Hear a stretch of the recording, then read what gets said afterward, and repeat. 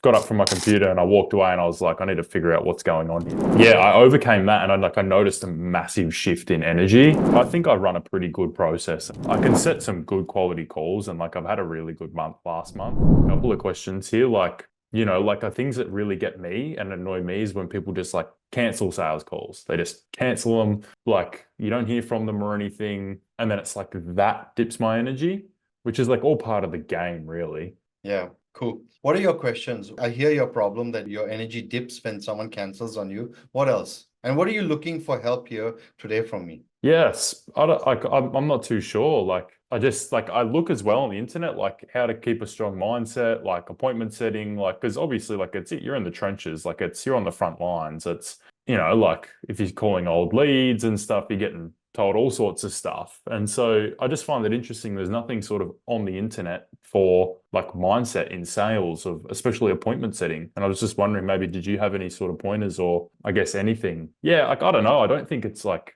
a major thing. I think Yeah. I've really overcame something the other day, but I thought it would still be worth to, I guess, jump on and meet you and say hello. And Okay, sweet. Look, a great question. Okay. I think the energy that you're saying dips, it's a very normal thing. Okay. So I'll just go free flowing. Some days you'll feel like you're doing amazing because when you're booking appointments and appointments are closing, you'll feel amazing. Right after you feel that it's an amazing thing, it could be the very next moment or the next day, boom, comes really right down. Yeah. And then again goes back up. So this cycle here, it's actually when you're starting out. How long have you been doing this for now, appointment setting? Oh, in like a good offer, like only a couple of months since January. Yeah. So, and how long have you been an appointment setter for? Since or September last year. Okay. So just about a year, coming to a year, but Yeah. 8, 9 months now, right? So what will happen is when you're starting newly, this up and down will be a lot. Yeah. When you have a lot of these moments in a very short span of time, what two things will happen? Either you'll actually say, hey man, I understand why I'm having ups, why I'm having downs, and you'll grow. Second thing will happen is if you don't understand that part, you'll be like, hey man, this is not for me, man. One day I feel good, one day I feel bad. I'm too tired of this. Let me switch. Right? That will actually happen. Yeah. As you grow, and I'll tell you how to overcome it. As you grow, your ups and downs won't be very frequent. It'll be like this, and then come down and then go up. So it'll be the ups and down will be a bit more broader. So you'll have a bit more time between the last downtime you had and the next downtime. So let me give you an example. Initially, it could be like a daily thing. Today, good, tomorrow, bad, tomorrow, day after, good. It'll go up, down. As you become better, the first day you'll be good. Then maybe after another week, you might come down. So you have like a good 7 days of good energy, right? Yep. And that will come with time. And the reason that comes is you either self-realize that, hey, man, this is what's happening, and you just become thick skin. Yeah. So the first way how to get over that mental, which is not very tough, is go through a lot of these ups and downs. Okay. So you can read as many books as you can watch as many YouTubes. It will not be the best as you experience it. So the number one is when you're starting, if you're going up and down a lot, just go through that. Just feel it. Okay. So you want to feel the emotions you go through. Without feeling that emotions, you will never come on the other side. It's just not possible. So go through it. That's number one. Number two, there's a reason why you're going through that emotion. Understand that reason. Second reason is probably a skill gap. A skill gap is either a technical issue in skills on how I'm actually closing the sale, how I'm appointment setting, or it's an emotional intelligence aspect, right? That, hey, someone said something to me and I didn't like it. Or someone did not do something that I wanted them to do. I didn't like it. What are these points called? They're called triggers. I'll repeat myself. The best way to do it, just go through that, as many. But the second step is very important. You want to now become self-aware of what is triggering you to cause that emotion. If you can find that trigger, that's the step that you got to fix. But if you don't find that trigger, you'll be like, I don't actually get it. Why am I feeling this? Okay. So you said something earlier that when someone cancels the call on me, gives me the shits and I don't like it. That impacts you. Now you know that if someone's going to cancel the call on you, it's going to trigger an emotion. So how you overcome it is two ways. Let the person cancel and you do nothing about it and you just be the same. You won't improve. The second thing is you can take matters in your own hands, right? And you be like, hey man, if this person cancels on me, I know that I'm going to I won't feel good about it. So let me do whatever I can to not let this person cancel on me. Yep. So you take matters in your own hands that you can control. Yep. So you can control keeping a good connection, making sure they show up. Yeah. Even when you're booking the call, making sure they really understand why the call is being booked. Yep. Yeah. So you reduce your chance of cancellation. That's what you've got control. Yep. The world is not perfect. You don't have control on everything. Yeah. The third thing, what will happen is they could still cancel on you. Yep. Yeah. So now you want to be prepared. You'll be like, if I don't do anything and they cancel on me, I get the shits. That's Yep. what's happening to you right now. Yep. The second one is you've tried, you're like, okay, I tried. But when it happens, the third one, if your mind knows you've tried the two, the third one, you're like, hey man, I've given the best I could. It's not my fault. That person doesn't want it. Yeah. I move on. Yeah. Yeah. But it'll be hard for you to move on if you don't give it your best shot to prevent it first. Yeah. Is that making sense? Yeah, definitely. Cancellations happen and no shows happen, right? Yeah. So I'll draw something for you, which you will this will really help you with your entire emotional management. Okay. So I'm going to share my screen. It'll be a good one. So what people tend to do is they actually get really hey man, they get frustrated very fast because they're focusing on the wrong thing. So I'm going to share with you what you want to focus on. Okay. So this is something I learned a long time. So I also used to go through this. So I drew this circle to myself, right? So there's two circles that I want you to draw, right? The first one is things that matter.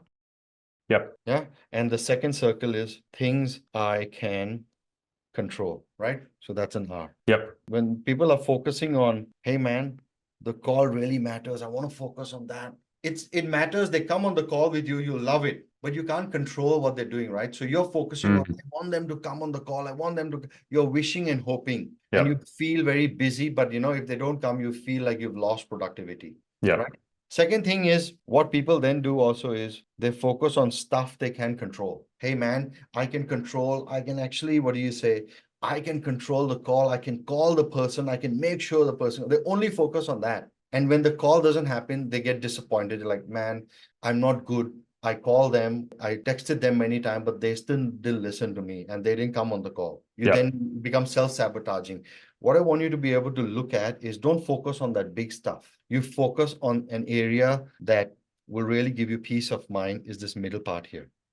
So what you want to be able to focus on is you really want to focus on this area, on things that matter, that you can control. So for example, if you call them up, right, text them, personalize the text a little bit. You have control on how you want to text them. Yeah.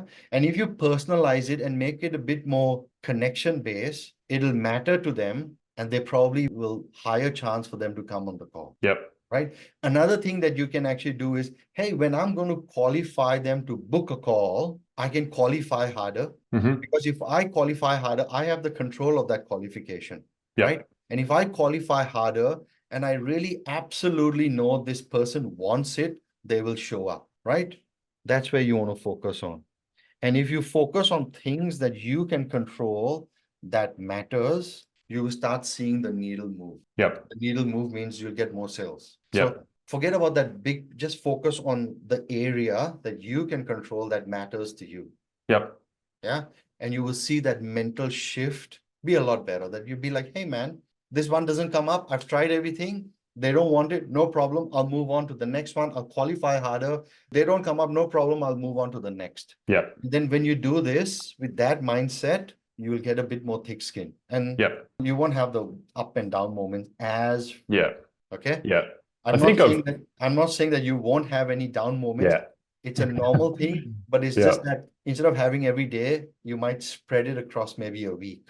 Right. And when you get bigger and better and better at sales, instead of 1 week, it might be a month. That's what I do. Yeah. Awesome. That's the founder of my offer. He said that thing when around when I started as well. He said you'll have bad day, you might have a bad month, and then you have a bad week, and then you might have a bad day, and then it's it slowly gets closer. And I think I'm maybe a little bit too hard on myself because I want to be, really good. And I think sometimes I am really hard on myself in terms of oh, I could have done that better. I could have done that better. So I think that's a good thing, but sometimes I maybe take it a bit too far and like overanalyze it. Like I think I run a pretty good process, and I run like I think yeah, I can set some good quality calls, and like I've had a really good month last month. I think yeah, just the other day was like I was like, what's going on here? But then I overcame that, and now I feel that sort of level-headedness again, if that makes sense. It's a normal process. There are a couple of steps to help you. Just now you said, right, that I'm very impatient and I'm like hard on myself. Like, the reason you're hard on yourself is not that you want to become better, because you're like, I want the sale. I want to book more. I want to book more. You see, you're attached to the sale. Yeah. Okay. The key that I want to share with you, and this took me a long time to do, right? So I was taking crazy amount of calls when I was initially started. I was in a full-time job, a 40-hour job, like per week, like 40, 45. And on the side, every single week, I was doing another 50 hours of calls. So I was taking 50 phone calls. Each of them was an hour to an hour and a half. And I did that for 18 months. Wow. 90 hours for 18 months, right? And I was like, I was very attached. But very soon I realized, like in that phase, that here's what you want to learn, right? Be patient with what you want to achieve, but be impatient with the skills you need to acquire to achieve that. Yeah.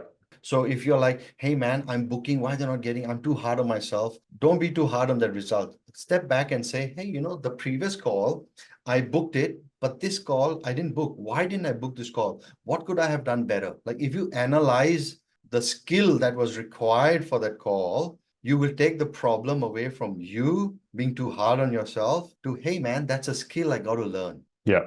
If you take it out and you're like, that's a skill gap, there's a skill gap, there's a skill gap, you keep plugging the gaps, you will see yourself grow. Yeah. Simple as that. And if you can detach yourself from the outcome, just detach it to actually, it's not outcome focus, but hey man, skills. I want more skills, this skill, this skill, this skill. How do I build rapport? How do I actually ask better questions? How do I dig deeper? How do I build urgency? How do I build scarcity, right? How do I make sure the person is sure? These are all little skills. If you focus on that, you're not tough on yourself anymore. Yep. That's the easiest way that I have found. Yeah, that makes sense. Thank you. Yeah, you're welcome. You're welcome.